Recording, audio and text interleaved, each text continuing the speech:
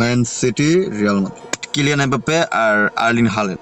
জাবি অলonsoর এই খারাপ সময়ে দেন পেপ গার্দিওলার গত সিজনের খারাপ পারফরমেন্সের পর বলবেন যে প্রত্যেক বছরই তো তার মুখোমুখি হয়। তারপরে টানা ম্যান সিটি ভার্সেস রিয়াল মাদ্রিদের ব্যাটে কে জিতবে কে হারবে। কিলিয়ান এমবাপ্পে, যদি শোনা যাচ্ছে যে এমবাপ্পে ইনজুরি হয়তোবা নাও নামতে। হ্যালো, কি অবস্থা? Man City, Real Madrid. আপনারা যদি লাস্ট কয়েক বছর এটার নাম শুনেন তাহলে বলবেন যে প্রত্যেক বছরই তো তার মুখোমুখি হচ্ছে। আসলেই রাইট।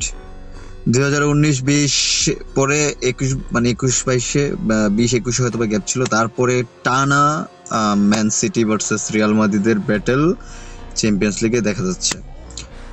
যদিও এর আগের টাইটেল রেসগুলোতে বা এর আগের যে ম্যাচগুলোতে ছিল ওইগুলোতে হয়তো বা যেই ওই দুইটা দলই খুব হট ফেভারিট ছিল, কিন্তু এইবারের ওই আগের বারের তুলনায় এবারে একটু ডাউনফল আছে। সেটা হচ্ছে যে এবার আর ওই দুইটা দল হট ফেভারিট না চ্যাম্পিয়ন্স লিগে, বাট তারপরও আজকে মুখোমুখি হবে।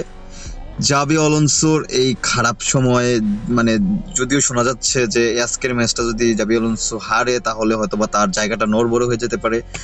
দেন পেপ গার্দিওলার গত সিজনের খারাপ পারফরমেন্সের পর এই সিজনও খারাপ পারফরমেন্স করার পরও উঠে দাঁড়ানো পয়েন্ট টেবিল, ইংলিশ প্রিমিয়ার লিগের পয়েন্ট টেবিলে একটু মোটামুটি শক্তপোক্ত জায়গাতে বসার পরও হয়তোবা পেপ গার্দিওলা চাবে না যে আসলে এই ম্যাচটা রিয়াল মাদ্রিদ জিতে নিক।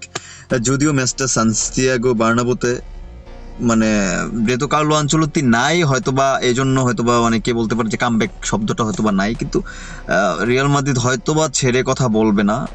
আর দ্বিতীয়ত কথা হচ্ছে যে এই ব্যাটেলটা আসলে সবারই প্রিয় হওয়ার কথা, কারণ দুইটা দল লাস্ট যে যতগুলো ম্যাচ খেলে আসছে চ্যাম্পিয়ন্স লিগে, আশা করি সবাই এই ম্যাচগুলো এনজয় করছে। হয় মানে কে জিতবে কে হারবে, কে জিততেছে কে হারতেছে, এই কামব্যাক করতেছে এই হাইরা জিতেছে, মানে এরকম ব্যাটেলটা আসলে দেখা যায়। ঠিক আছে, তো সবকিছু মিলেয়া দেখা যাচ্ছে যে আসলে মানে আজকের যে চ্যাম্পিয়ন্স লিগের ম্যাচটা Man City versus Real Madrid, আশা করি হয়তোবা জাবি অলonsoর যে টিমটা যেটা এখন খারাপ সময় পার করতেছে ওরাও হয়তোবা একটা ভালো টিম কম্বিনেশন তৈরি করে হয়তোবা ভালো কিছু একটা দিবে। আর পেপ গার্দিওলার টিমটা যেটা খারাপ করতেছিল হয়তোবা ওইটারও একটা আসবে। আর তার চেয়ে বড় কথা হচ্ছে যে কিলিয়ান এমবাপ্পে, যদিও শোনা যাচ্ছে যে এমবাপ্পে ইনজুরি হয়তোবা নাও নামতে পারে এরকম কিছু একটা শোনা যাচ্ছে, বাট কিলিয়ান এমবাপ্পে আর আর্লিং হাল্যান্ড এই দুইজনের ব্যাটেল আবারও দেখা যাবে। যদিও ওদের ব্যাটেলটা ওয়ার্ল্ড কাপে দেখা যাবে, কিছুদিন আগে ওয়ার্ল্ড কাপের ফিকচারে যেটা দেখা গেছে। তো দেখা যাক আসলে আর্লি হাল্যান্ড বা কিলিয়ান এমবাপ্পে কত গোল করতে পারে। ও যদিও দুইজনের গোল করার চান্সেস একটু বেশি, কারণ দুই দলের ডিফেন্ডারদের আসলে খুবই বাজে অবস্থা। রিয়াল মাদ্রিদের ডিফেন্স তো একদম বাজে, সব ইনজুরি হয়ে গেছে ভাই, সব ইনজুরি। ম্যান সিটি তো প্রায় ইনজুরি সমস্যা আছে ডিফেন্সে। তো দুই দলেরই চান্সেস আছে।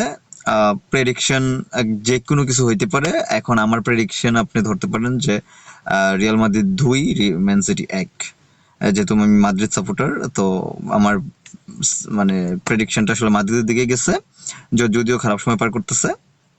তো আপনারা আপনাদের মানে প্রেডিকশন কি, এটা আসলে আপনারা জানাই দিবেন কমেন্ট বক্সে। টাটা, আলা মাদ্রিদ।